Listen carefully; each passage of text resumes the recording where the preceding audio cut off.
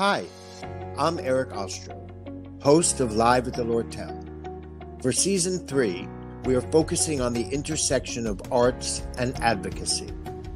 So many off-Broadway artists give back to their communities. This season, we are giving them the opportunity to speak about how and why they chose the causes they devote themselves to, and how those causes help make them the people and artists they are today.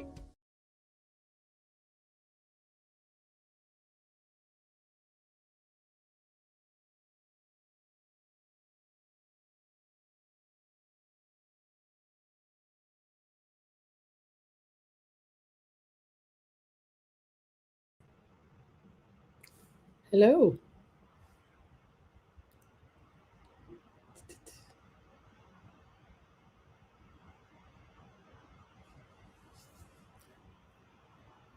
He's mute. Hello, everyone. Welcome, Natasha. Thank you so much for having me, Eric. This is great. Thank you guys for thank you for being here and for being this is your first time co-hosting with me, and I'm so excited to have you. I'm excited to be here. Okay, so let's introduce our guest. Christine Toy Johnson is an award-winning writer, actor, director, filmmaker, and advocate for inclusion.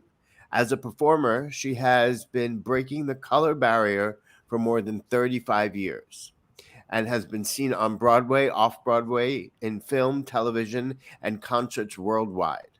An avid advocate for inclusion, Christine serves as the chair of the Dramatists Guild Diversity, Equity, and Inclusion Committee. She is a founding member of the Asian American Performers Action Coalition, was chair of the Actors Equity Association EEO Committee for 22 years, and served on the board of the Tony-honored Alliance for Inclusion in the Arts for more than 15 years. Christine was honored by the JACL, the nation's largest and oldest Asian American civil rights organization, for leadership and dedication, and with the Rosetta Lenore Award from Actors Equity Association for outstanding contributions to the University of the Human Spirit. She currently plays Diane and others on the first national North American tour of Come From Away. Please, we are so honored to have, please welcome Christine Toy Johnson. Welcome. Hi, thank you so much. It's great to see you. Oh, it's great to see you. Thank you. We're so honored to have you. Oh. Sorry, I think there was something wrong with my mute button to start, but here we are.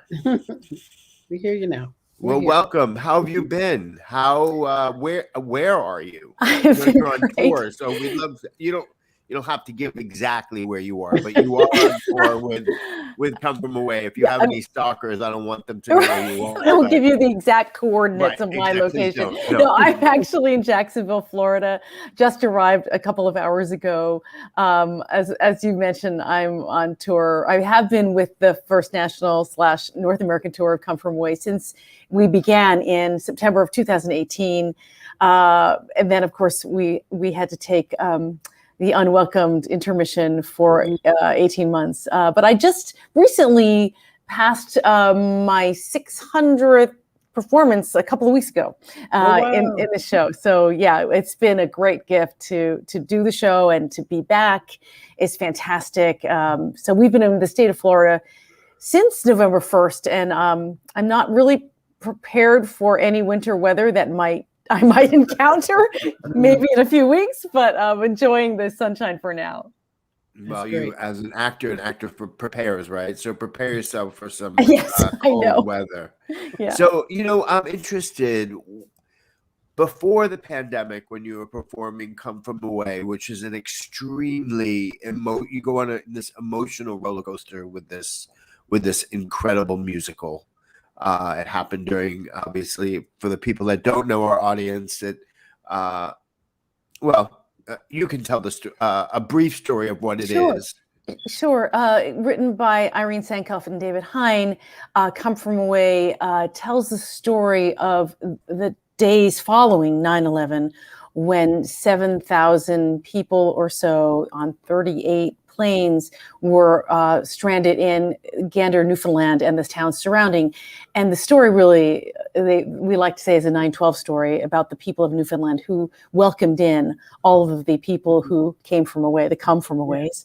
And really, with their incredible intentional kindness, compassion, and generosity, helped heal the people and showed how powerful being kind can be. Wow, if we could only get that back to some of that now, Yeah. Yeah. I think that's why it's been so powerful to be doing the show, especially while we're still in the pandemic, and really helping each other and our audiences lift each other up in that spirit of community and kindness. Yes. I'm interested what has changed between then we shut down for almost 18 2 months, years, right? And then what's the feeling now? What's changed within you? I'd like to know, and with the audience. Wow.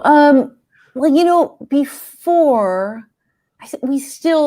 we've always felt this incredible surge of inspiration, being able to tell the story and be able to travel around the country and also in parts of Canada for many different reasons. For one thing, and I know that we'll be talking about a lot of this later, but as an Asian American actor, to be able to perform in a show like this with a story like this, and it's as a non-Asian specific character, to meet the young people around the country who have told me how much it means to them to see someone who looks like them in a show like this, that has on one level been just incredible. And then also, as there has been so much divisiveness, even before the pandemic, unfortunately, to be able to really spread this message of how you can choose to be intentionally compassionate has been incredible. And then since we've come back, I think there is a new level of wanting to be in a room together and making that happen. And there are different layers of what that means and what it means to look after one another and really take care of one another. So our audiences all have to be masked. Our company is all vaccinated. We all have to be masked backstage. Our local crew, everything. So it's a literally we can't do it without one another. And especially in these times, we have 2 health and safety managers traveling with us. We're tested all the time. We're very mindful of the safety protocols and what it takes to be back at work and to bring the story to our audiences and have our audiences stay safe and all of the people that work in the venues. So I would just say it's intensified the level of real true gratitude we have for the gift of telling the story, of being together with a company that really truly cares about one another. Our producers are the most amazing people I've ever worked for. They really, really care about us, and how that translates to our life outside of the theater. It's all connected, and it's been extraordinary. Do you feel for yourself in terms of, I hear what you said in terms of a company, you all must be so close, but have you felt a change within you? I would say, yes. I mean, on many different levels. As a writer, because of a lot of the conversations that we've been having in the industry that have been intensified over the last year and a half, and also the change in me, I feel like my gratitude is just expanded. And I wouldn't say that I'm a different person. I feel that I have embraced some of the challenges that I have been that have come my way throughout my career, in that I'm looking at different kinds of solutions for them. So I wouldn't say that that is different. I would say that I'm expanded. My heart has expanded, if that makes sense. Yeah, it sure does. Yeah. I love that. Go ahead, Natasha. I'm sorry. I had a couple of questions. I was just very curious about the life. I've toured before. I understand that touring thing, and you live, eat, sleep, travel with your company. And in terms of I don't know that we're supposed to even talk about this, but I'm curious about the COVID protocols. You said you test a lot and all those things, and I know we do that if you're stationary in a show as well. But I'm curious to understand the dynamic of is there instruction or encouragement not to hang out with your company members, so that you're not putting yourself in that added kind of, I don't know, extra risk of infecting someone who might be covering you or your understudies? I don't know. Do you have much time or much instruction from your producers or other creatives about not spending time together in this show that is so ensemble and connected and drawing you together in this time when we've all been apart from each other and we're longing for that? So how is that type of is that dialogue happening, and how does that manifest itself on the road? Sure. Well, there are, like I mentioned, we have 2 health and safety managers with us, so they do advise us. I would say because we're all in this testing cadence, and because the 12 of us that are on stage every night together are in a certain kind of bubble with one another, because we are singing with each other 2 inches away from each other's faces and all that, we feel good about spending time with one another. And for example, when Thanksgiving time came, and our producers, Sue Frost and Randy Adams and Marlene and Kenny Alhadif of Junkyard Dog, they're very, very generous. They're very family oriented. They invited all of the company. We travel with roughly 48 people, and anyone who was visiting us to come to a Thanksgiving dinner that was in a location that was only us. We all had to have PCR tests the day before, and the people who from the hotel who were helping to serve and everything had to be masked, and so the safety protocols were very much in place in that way. So I still have not eaten inside a restaurant since that little golden period in about June, where we had just, we were vaccinated and we're like, we can eat in restaurants again. I haven't eaten inside a restaurant since then. I don't know what's going to happen when we get to the cold Midwest in January. I have a feeling it'll be a lot of takeout. I also travel with an air fryer, which has saved my life. And my mother's listening now, and she's going to be saying, "Yeah, see, I told you so. I told you that would save your life." That air fryer. But otherwise, I think we're all adults, and we all take this very seriously. We all we all want to keep working. So honestly, in a lot of the places we've been traveling lately that don't have mask mandates or very high, protocols, you can spot a come from away company member because we're the ones wearing masks. So in any hotel, in any place. So we're very strict about wearing masks and making sure that we are respecting each other's space, but we do have a certain kind of bubble in performance. You have more on tour than you do in a stationary or regional or some other place, because there's life outside. You don't know anybody else but your company members for the most part. And yeah. so you're together and forced to, and you move together. You move. Yeah, they also recommend, we have lists of recommended restaurants that are adhering to protocols. And, I always look up places to see what their rules are. And I only, like I said, I only eat outside for now. So, yeah. Yeah. Well, we can do that in Florida, right? And yes. Right. And I can, but it's it's interesting, what happens when we were in New York. We were in New York for 5 months, and then I came back to Florida, and I walk. I bring my car in to get gas, and all of a sudden, no one in the gas station is wearing a mask, and I'm like, oh, am I on a different planet than everybody else? It takes you back. So I put 2 masks on and do what I have to do, but it takes.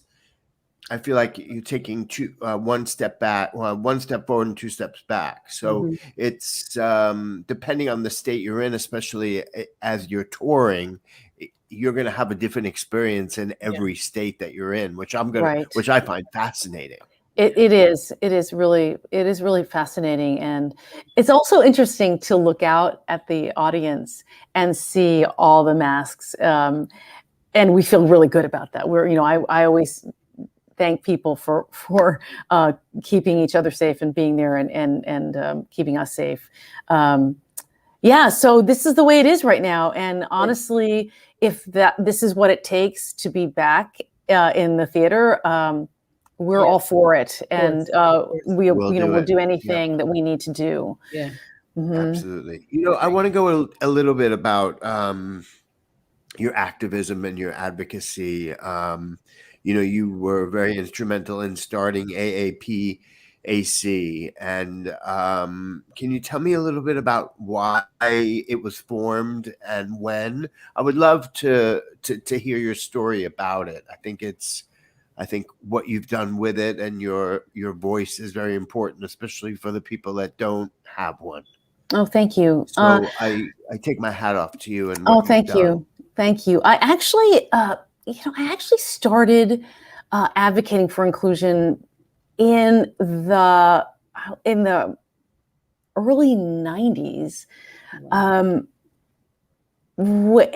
it's interesting how that road has been an ongoing journey that I'm mixing metaphors, sort of, not really. But I've always been very sure that this perspective that I have is a correct one, that the arts have this unique opportunity to shift perceptions of who we are and what we can do, not only to each other, but to ourselves. And that opportunity that the arts have to do that is directly linked to representation of all of us who are in the global majority and in the world. And without that representation, we don't get a true picture of humanity. And so it has always made sense to me to really keep talking about that and advocate for that and build bridges with our collaborators.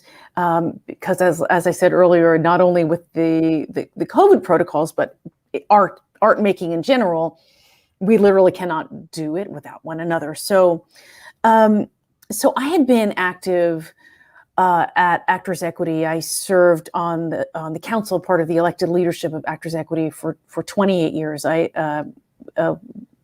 decided not to run again last year.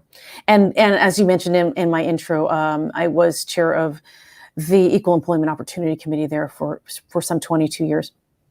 And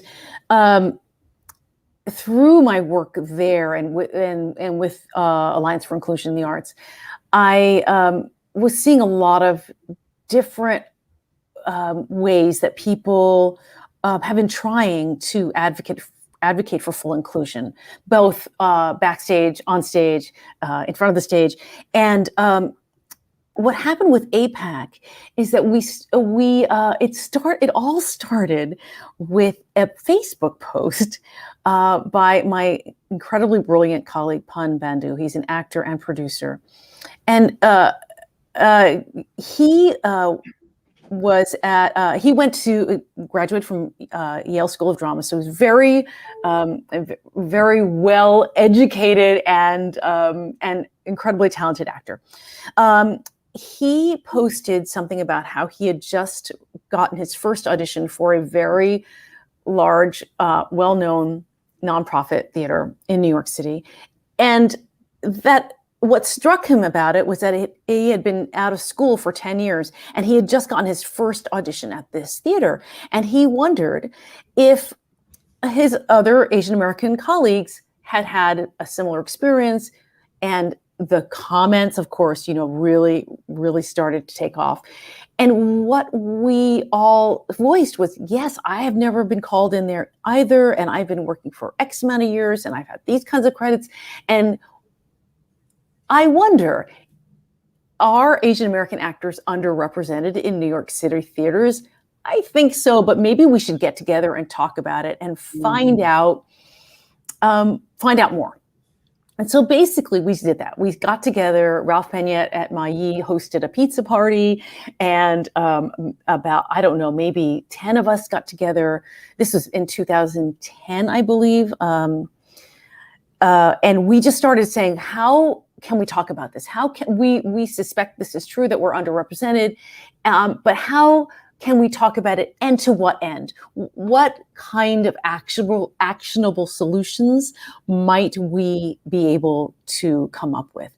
And we started with some forums, gathering members across the industry to talk about their experiences and also trying to come up with actionable solutions. We started collecting stats, which have really turned into an incredible initiative that Pan and one of our other steering committee members, Julianne Hanzelka Kim, are the chairs of. They do an incredible job getting, and then our team, and we're all volunteers. We're like 10 actors, working actors, fortunately too, who go ahead and collect stats across the Broadway and I don't know, it used to be 16 of the largest nonprofit off-Broadway theaters in New York City. It's grown.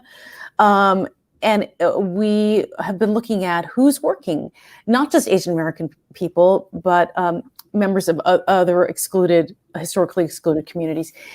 In the past couple of years, we've added tallying the directors and the writers. And of course, there are other organizations that count people, and we've recently come together with a lot of different of those organizations in something called Counting Together that the Dramatists Guild hosts on their website and with the American Theater Wing. So I'm telling you a lot of information, but it's all connected because the goal has been to increase the representation and also to provide now data that supports the fact that there is a lack of parity across the industry. Yes. I think AAPAC came into my radar in around 2011 when you released the report about ethnic representation in New York City stages. You know what I'm talking about? Yes. Well, so that's the first set of stats that we came up with. We've continued through the years. And that only 1.5% of all new Broadway roles went to Asian Americans. Yeah. I mean, to me, that's just I couldn't believe it. Yeah, it's pretty startling. I feel like I feel like when I see stats like that, it's a miracle that I have a career. That's how I feel about it, because the odds are so, I mean, look, show business is impossible at best for everyone, but but that's that is a staggering statistic. It changes, from season to season if there is generally if there's a culturally specific show on the boards, but yeah. Natasha, what do you feel about that? What's your? I feel so many things. Yeah, I know, but I feel it bubbling coming up from you, so I want to hear it. Please. There was a lot of thoughts that I had as you were talking. I just first want to commend you for the intelligence, insight, bravery to even address or tackle anything like this in our society. I think most people of color are conditioned, as all of us are, in this kind of systematic racism thing that sort of holds everything where it is. And to speak out against it or to advocate for inclusion and just the diversity and just shining a light on that statistic that is so incredibly, you think, wow, is all people would have to do is see it to sort of want to change, sort of make a change, say this can't be right, let's do something about it. So I just want to commend you for even having the insight to think about ways and avenues to change things and include us, because ultimately when we all have a seat at the table, all have a voice, then we're all enriched. We're all more enriched. Absolutely. It's not one experience. Some of my bubbling comes from me learning how now to articulate and speak up for myself. There's so many people, so many injustices, so many things happening where people, because of the way we're conditioned, don't want to speak out, don't want to rubber the boat. That friend of yours that had that one audition in however many years didn't want to mess up that opportunity, so he doesn't necessarily go into the room and speak about how crazy it is that I haven't been in this room and that more people who look like me haven't been in this room. What is your advice or little antidotes, nuggets for those people that are maybe in a room where they're the only person in the room or the only or they notice something, so that they are not so frightened about speaking up for themselves, or taking it to a person or who's a group that they can go to, so that we all can begin to understand our value and that we have worth, whether we're people notice it or not, so that we can begin to level out the playing field and help those marginalized groups have more of a voice. What is your for those who are noticing or feeling something and just are muffling it for the sake of, I don't want to put things up. Thank you. Pushing it down, right? Well, thank you so much for that question. I have a number of thoughts. One is, Eric, when you first asked me how I had changed over the last year and a half, one of the things that has been in this expansion of my heart that I mentioned is through a lot of these discussions that have changed, that have intensified. I won't say they started for me. I feel like that, they've been ongoing forever. They just have changed over the last year and a half in certain ways. To understand that there is systemic racism, not only in the world, but in this industry, and to be open to discussing it and accepting that this is what has happened and looking for ways to go forward. That has shifted a lot of things for me in even looking at as a playwright,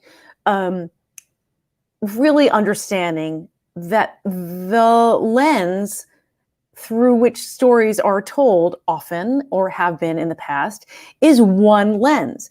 And oftentimes for me, it's not the lens that I look through, or maybe someone might see a story about an Asian American person through their lens that does not match mine, and therefore there's no way forward.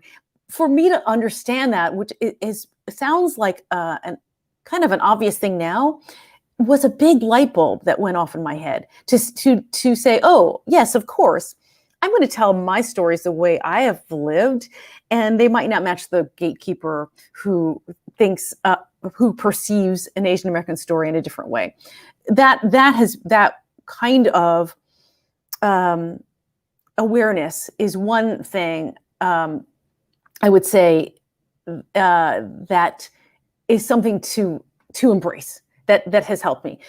Related to that, back in the day, a lot of times Asian American actors like myself and many actors of color would be told that if you didn't get the part, we would be told, well, we just want the best person for the role.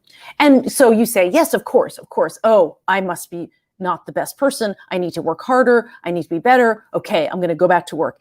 And yes, working hard is, I think that's something we all do, and we all need to be mindful of staying at the top of our craft. However, there is a piece of this that was missing, which is that part that you realize when you realized, wait a minute, I haven't even been let in the room to either literally physically, or philosophically, meaning, someone hasn't been open to the idea of casting someone who looked like me in the first place. So how I could possibly be the best person for the part, but I didn't even have a chance to get to that point.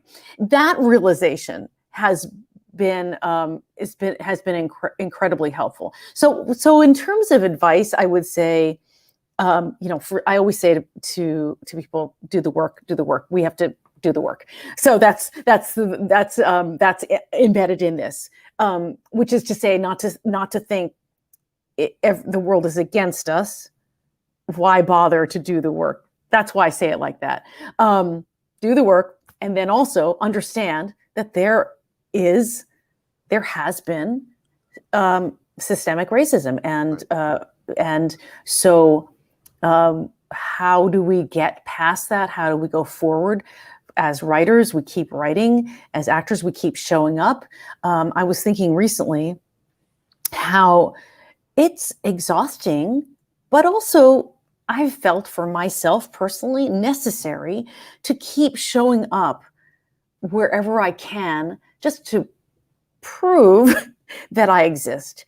And that sounds a little crazy, but I think it's really true. We have been, we've been underestimated so much. The Asian American community has been, we have made it invisible for a long time. This perpetual foreigner stereotype that has been around us.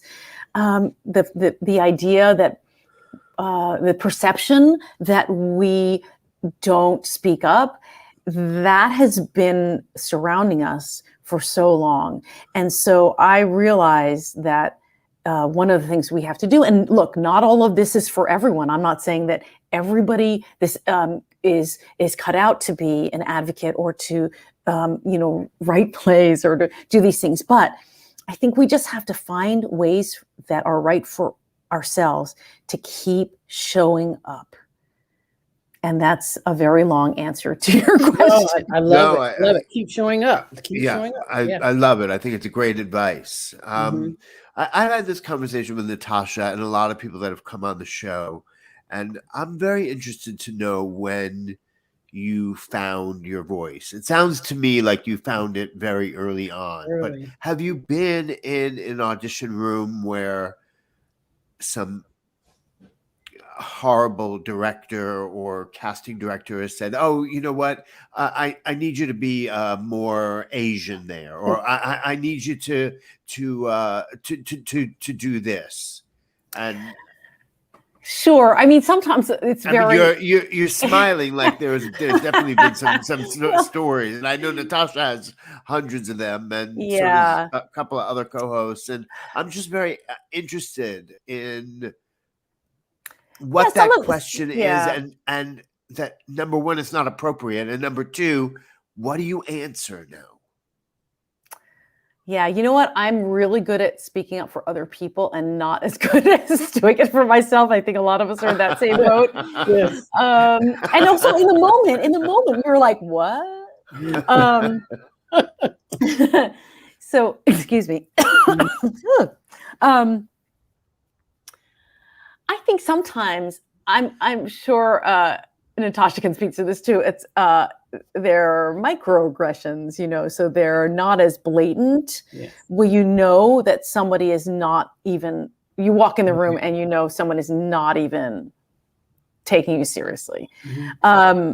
That happens. I do remember there's one time when I was reading for a play, and the character was Asian American, and she grew up in like Boston or something like that, and so there was no reason to believe that she would have an accent, you know, native to China or anything like that. And I remember I read the scene, and then the director said to me, "Can you do it again, but a little more old world?" And I was like, Old world. "Okay, I think I know what you mean." It doesn't seem right for the play, but okay. And so I do believe I did it, but that's something that comes to mind right away. But I've had a lot of things said to me, you know, over the years that have been, you know, ranging from. So my famous story, famous because I've said it a lot in public, is that when I was, so I grew up in the suburbs of New York City. All I ever wanted to do was be in a Broadway show. So I went to see Broadway shows from a very young age. Because I had access, I started studying in the city at a very young age. And I actually joined Actors Equity the summer I graduated from high school. And then I went to college and I worked in the summers. And the year I graduated from college, I actually made my off-Broadway debut in a show called Oh Johnny, and I just kind of added myself, and one of my best kept secrets of show business is that we're not a secret, but I won't tell anyone how old I am. But now you can Google it. Anyway, one of the other actors. Google, yeah. I know. One of the actors in the show, as you would do in a, you know, I should probably tell you when you're editing, you should cut that part out. But so, you know, a lot of young actors have this conversation. What's your dream role? And so I said to this young person, I've always wanted to play Guinevere in Camelot. And he said, I guess you could do that in theater for the blind. Oh, wow. I know. Yeah, I know. So, that actually, you know, I'm 1,000% sure that this young person did not mean to wound me for the rest of my life. But it also really has fueled my perception of what could be possible, because I did go on to do so many of the golden age lead and lady soprano roles after that, and you know, have been given great opportunities to. I don't like to call it non-traditional because I feel like that means not normal, but to play roles that may have not been imagined for someone who looks like me. But that, you know, and then other times to go into for auditions and to have the director advocate for me and be told, oh, well, you know, they want a regular girl, you know, not you. And, you know, there are lots of things that have happened like that over time. That's the word that they used, was regular. Yeah. I mean, how much of that do you take? I mean, it's before you say, you know, I mean, that person that said to you, you know, maybe if it's theater for the blind, I would have blinded him at that moment so he could come see me do it. I mean, it's infuriating. It is, you know, it's infuriating, and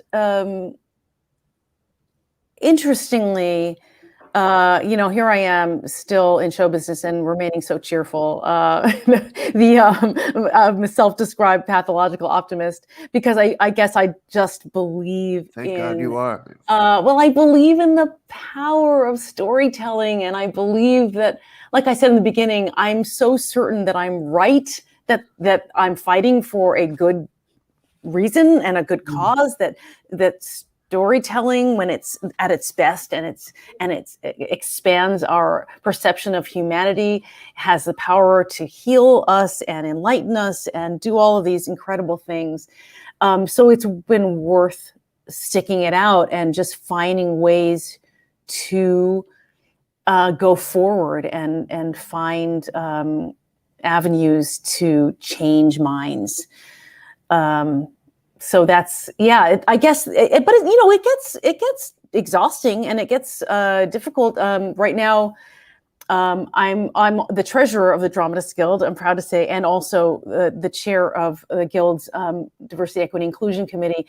We've just launched an inclusion rider for writers, and that has been another, speaking of finding new ways to keep pushing forward and find ways to meet our collaborators halfway, or to encourage our collaborators to meet us halfway and see where our shared value systems are, and ride those in a positive way. So that's another way that I think I've been keeping going, is to keep coming up with these kinds of things. I didn't come up with the inclusion rider, but I helped shepherd it. Yeah. Well, you're help leading it. You're pushing it along, which is incredible. I read this quote that I would love to read, that you said. Okay. You ready for it? Yeah. Okay. Did you say, "Oh God"? I said, "Uh-oh." Okay, go ahead. What did I say? What did I say? I think it would be fantastic if discussions around race and racism are no longer relevant to current social dynamics. If that were true, but it's just not. It's just not. I think that in a way, race is an even bigger issue than it was before President Obama took office, because some people have looked at the fact that we could have had the first African-American president as a sign that we are beyond race. And just by looking at the kinds of, I won't even get into the politics and everything, but I don't believe that we are. I look around and I see the discrimination and prejudice still going on in all areas, all walks of life. And in the arts, it seems more subtle. In the arts, it's not as much as other people who are experiencing hate crimes and that kind of thing. Why I say it's more subtle is that it's exclusion. To me, exclusion is a passive-aggressive form of discrimination. I think that is so right. Natasha, what do you think? I think it's right. I think it's powerful, and I think we, I get so passionate about education for people who are, I don't want to say just the problem, but sort of people who are perpetuating the system that is excluding us. I remember moving to New York, and every audition was like a typing thing. You go in and you were typed out before you said a word. And thank God that I'm sure it still happens somewhere, but it doesn't happen as often. And I haven't been in one in a long time. But that, what you were saying about the best person for the job, and you don't even know what I can do, right, and how I can change your mind, or those kinds of things. But I think it is so important that we educate so that this exclusion is a thing, is not happening at the alarming rates that it is happening, just on the mere fact that even if it's unintentional, it could be just, oh, I am only going to invite my friends. But if I'm of a certain group who only talks to a certain group, then those friends, those people outside of that group, never get invited to the table. So right. I think what you said was very powerful, certainly very true. And I would love to explore ways that we can educate people on their own biases, on their own, that they don't even know they have. Because that's why we're in this position, is that we've been conditioned and taught to think a certain way about anybody or different groups of people. Right. And unfortunately, do you remember saying this? Do you remember this? I do remember saying that. And unfortunately, it's gotten even more dire since then with all of the anti-Asian hate crimes that have been happening. So it's beyond. It's always been to me more than just about jobs. Of course, it's about jobs. Sure. But it is also about the representation or lack of representation or the dehumanization through stereotypes of all people of historically excluded communities that leads to a fear-based reaction, whether that is exclusion or it's actively anti-hate crimes being perpetuated. And I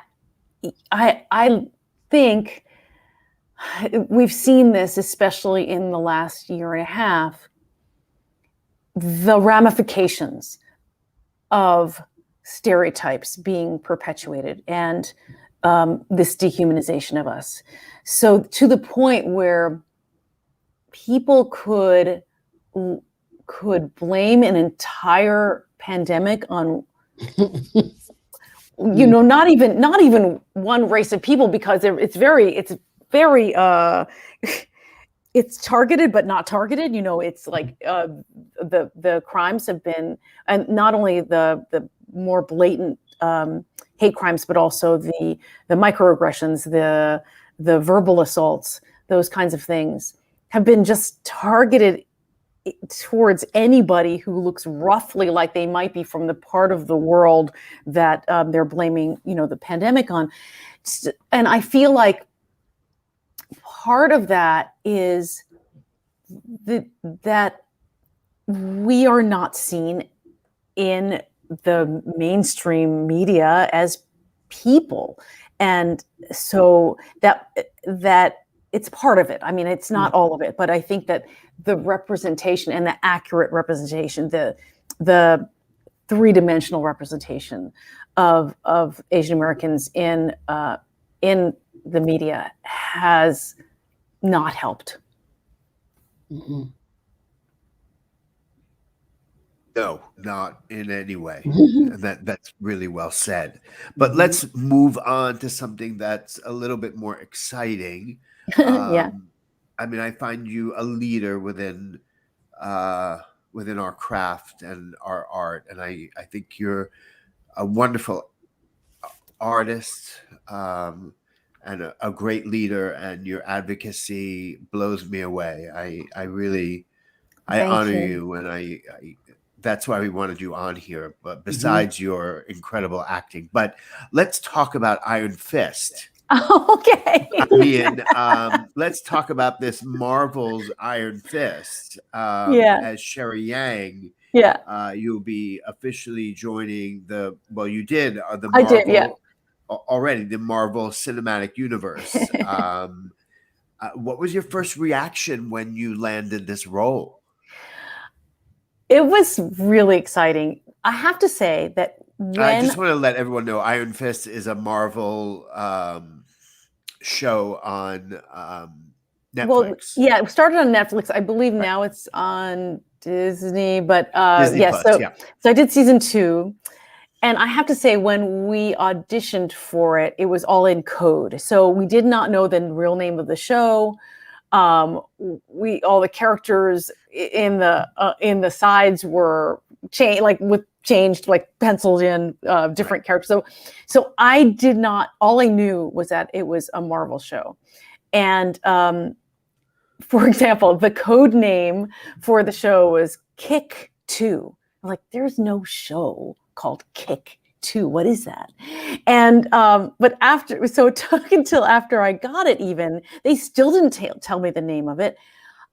But they sent me the real scenes that I would be shooting, and there were the real characters, and they're Danny Rand and Colleen Wing. So I looked them up, and my husband is a huge Marvel Iron Fist fan. So he was like, "Oh, I know what the story is, and I'll tell you all about it." So it was really just exciting. I've done a lot of episodic television, but I had not ever done so many episodes in one season. So I did 7 out of the 10 episodes of the season, and it was just so exciting. It was really exciting. I had not played a part like that before in television. That was just this sort of badass, really, really powerful woman.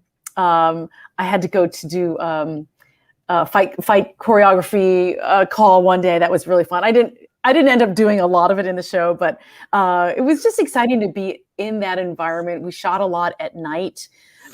Because the look of the show was a lot of outdoor night scenes, and it was just a very exciting time. I was really very happy to be part of that show.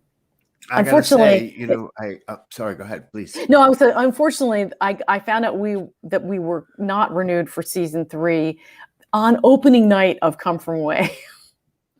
Oh. Yeah. Well, then you have good and bad at the yes, same day. Yes, but exactly. I gotta say, I mean, I like to do my research, and I guess so.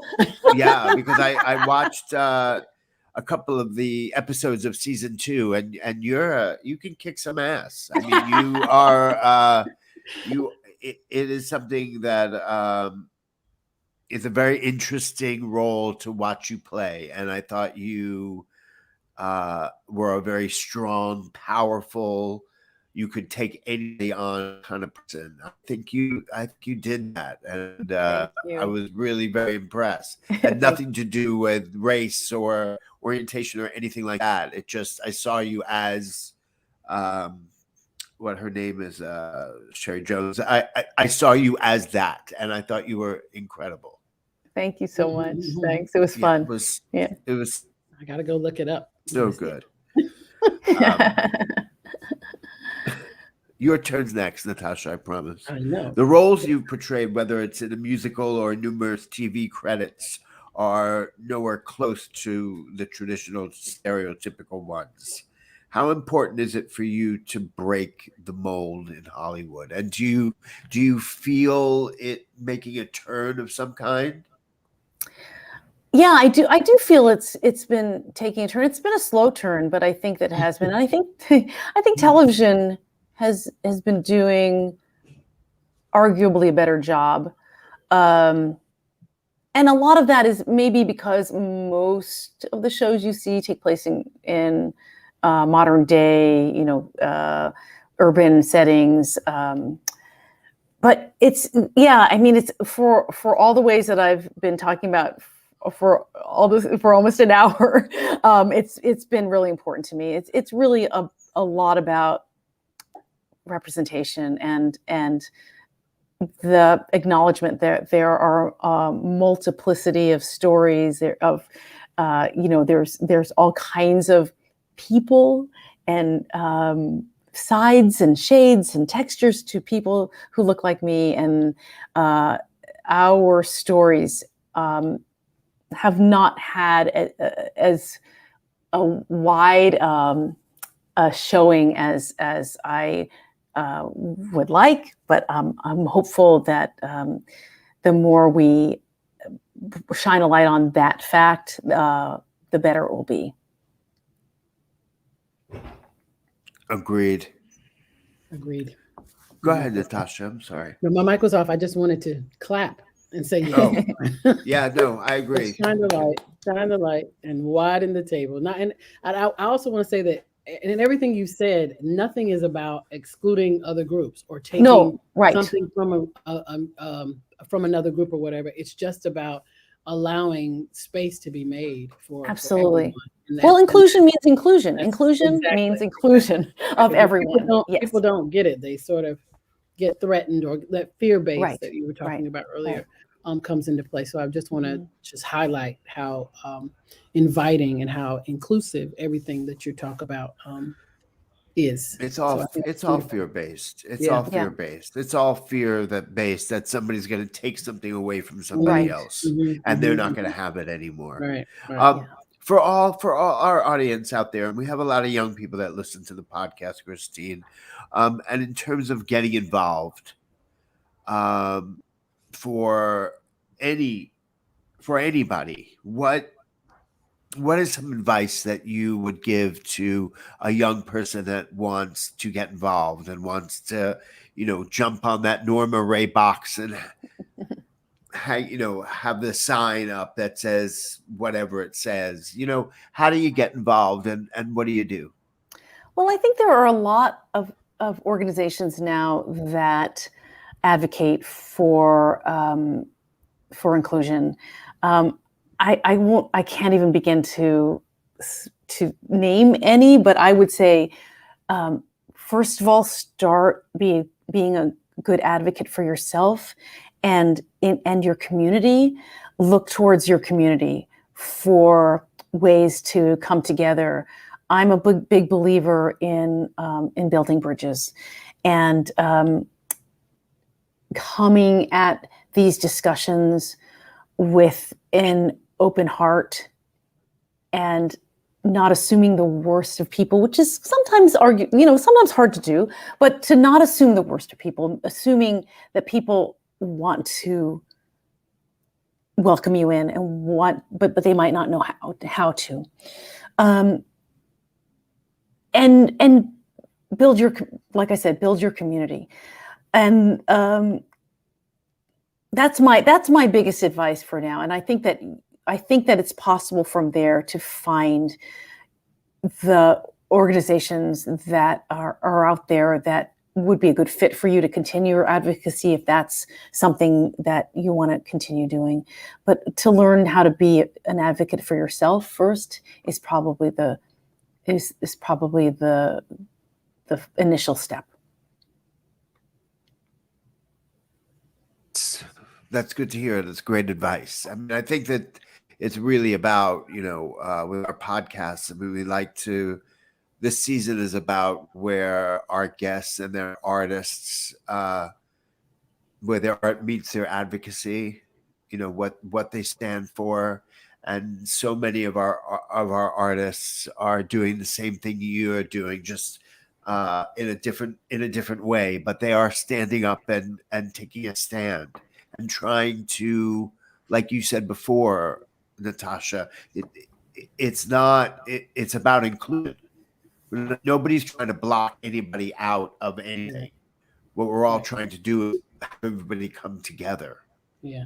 And I think we spent the last 4 years before that with the ability for hate, and the past year with this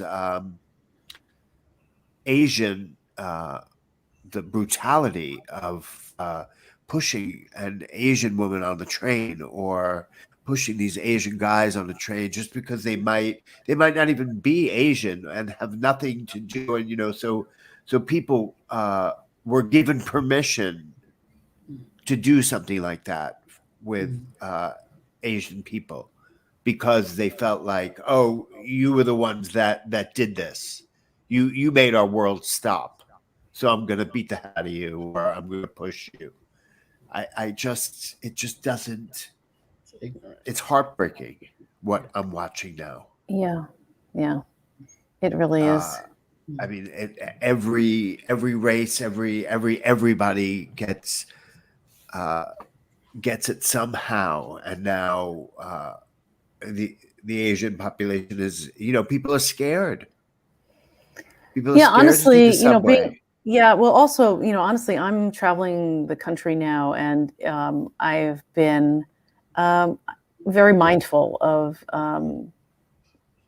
being different often from the people I see around me. And it's a terrible thing to carry with you. To try to live your life and not be fearful of other people who are ignorant to these things. But I just I don't know what to say. It's a very difficult time. It is. If you have a problem in Miami, I'll get in my car. I'll come get you. Don't worry. Thank you. Thank you. I promise. I think we've taken an hour. I thank you so much from the bottom of my heart. Your words are real They're gold. Oh, thank you. And what you do for our artist community, and what you do for your own community, and what you do for